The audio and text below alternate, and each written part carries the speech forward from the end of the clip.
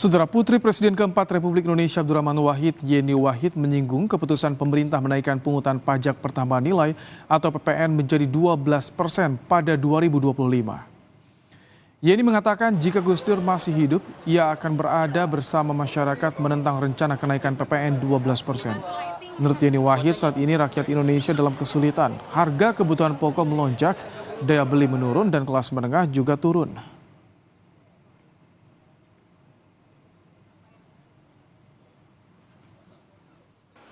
Jika Gus Dur masih ada, saya yakin beliau akan berdiri bersama rakyat kecil dan mengatakan, hentikan rencana ini. Saat ini kita menghadapi tantangan yang begitu besar.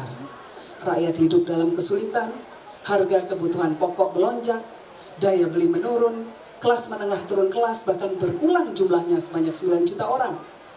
Para ekonom menganalisa bahwa konsumsi domestik adalah penopang terbesar laju ekonomi Indonesia. Tetapi justru saat ini, ada rencana pemerintah untuk menaikkan pajak pertambahan nilai menjadi 12%. Apakah ini bijak? Pemerintah memutuskan untuk menaikkan tarif pajak pertambahan nilai atau PPN menjadi 12%. Keputusan ini menuai protes berbagai pihak dan dikhawatirkan menurunkan daya beli masyarakat. Pemerintah resmi mengumumkan kenaikan tarif pajak pertambahan nilai PPN menjadi 12% dan mulai berlaku pada 1 Januari 2025. Namun untuk menjaga daya beli masyarakat, sederet paket insentif dikeluarkan. Tepung terigu dan minyak goreng mendapatkan subsidi pajak. Sementara barang kebutuhan pokok seperti beras, susu dan jasa penting seperti pendidikan serta kesehatan tetap bebas PPN. Tarif PPN tahun depan akan naik sebesar 12% per 1 Januari. Namun, barang-barang yang dibutuhkan oleh masyarakat, ini PPN-nya diberikan fasilitas atau 0%. Jadi, barang yang seperti kebutuhan pokok, beras, daging, ikan, telur, sayur, susu, gula konsumsi, jasa pendidikan, kesehatan, angkutan umum, tenaga kerja, jasa keuangan, jasa asuransi, vaksin polio, hana, rumah sangat, dan pemakaian air, seluruhnya bebas PPN. Sementara Menteri Keuangan Sri Mulyani Indrawati menyebut kenaikan PPN 12% akan dikenakan bagi barang dan jasa yang dikategorikan mewah, seperti jasa pendidikan internasional, layanan rumah sakit kelas VIP, hingga makanan impor dengan harga premium.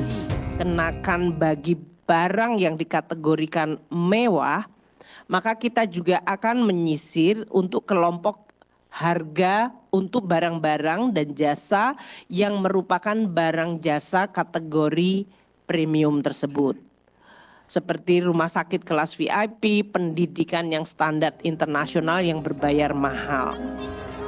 Keputusan pemerintah menaikkan PPN 12% menuai protes berbagai pihak. Protes itu datang dari aksi demo hingga beredarnya petisi penolakan di media sosial yang hingga Kamis lalu sudah ditandatangani 95.000 orang lebih. Mereka meminta pemerintah membatalkan kenaikan PPN 12%. Dari barang warga melihat bahwa memang ada upaya-upaya buat mereduksi kenaikan PPN ini tidak sebegitu hebatnya, dibuat seolah-olah biasa-biasa aja, dibenturkan dengan narasi hanya untuk barang mewah. Padahal kita tahu ada yang namanya pajak barang mewah, ya kan? Kenapa PPN dinaikin? Itu juga sangat aneh gitu. Itu kita nggak dapat jawaban itu apa gitu. Gitu sih.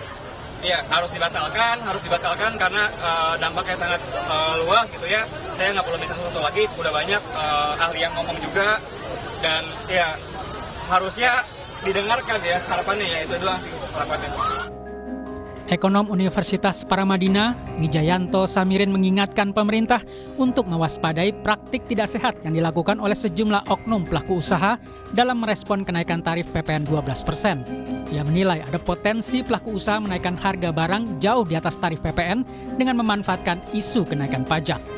Ya, jadi yang berbahaya dari kenaikan PPN ini, kalau naik dari 11 ke 12% sendiri, itu sebenarnya dampak aktualnya tidak sangat membebani.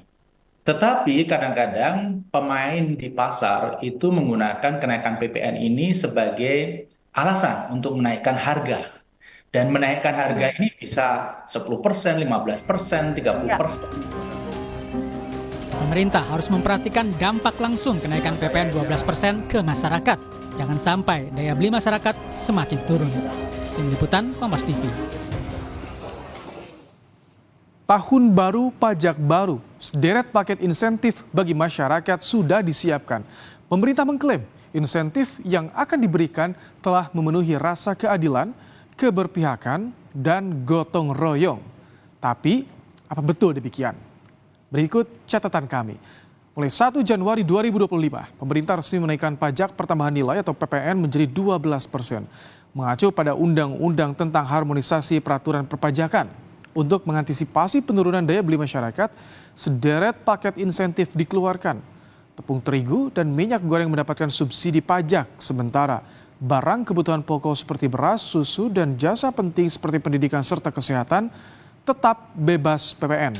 Namun realitas menunjukkan manfaat insentif belum sepenuhnya adil. Di sektor rumah tangga, insentif yang diberikan yakni bantuan pangan, diskon 50% tarif listrik, hingga menanggung 1% pajak untuk tepung terigu, gula industri, dan minyak kita cuma berlaku 2 bulan, yakni di Januari dan Februari tahun depan. Ekonom memperkirakan kenaikan PPN berpotensi memicu lonjakan inflasi yang lebih tinggi. Inflasi diperkirakan melonjak hingga ke angka 4,11% dari angka 1,55% per November 2024. Potensi lonjakan inflasi ini menunjukkan tekanan besar terhadap daya beli masyarakat. Apalagi kenaikan harga belum tentu diikuti oleh kenaikan pendapatan atau gaji. Banyak dunia usaha saat ini dihantui PHK massal. Sebaliknya, di sektor mobil listrik dan hybrid, pemerintah siap menanggung 10% PPN mobil listrik produksi dalam negeri. Begitu pula di sektor perumahan. Pemerintah membebaskan PPN untuk harga beli rumah hingga 5 miliar rupiah.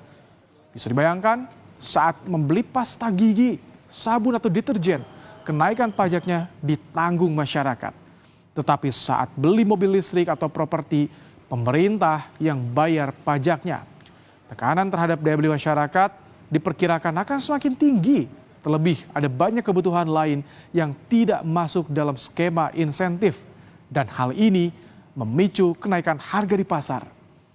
Apapun skema penyelamatan APBN wajib memperhatikan dampak langsung ke masyarakat.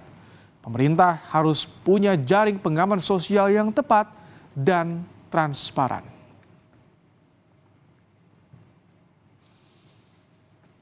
Demikian catatan Kompas TV hari ini. Kita jumpa lagi pekan depan.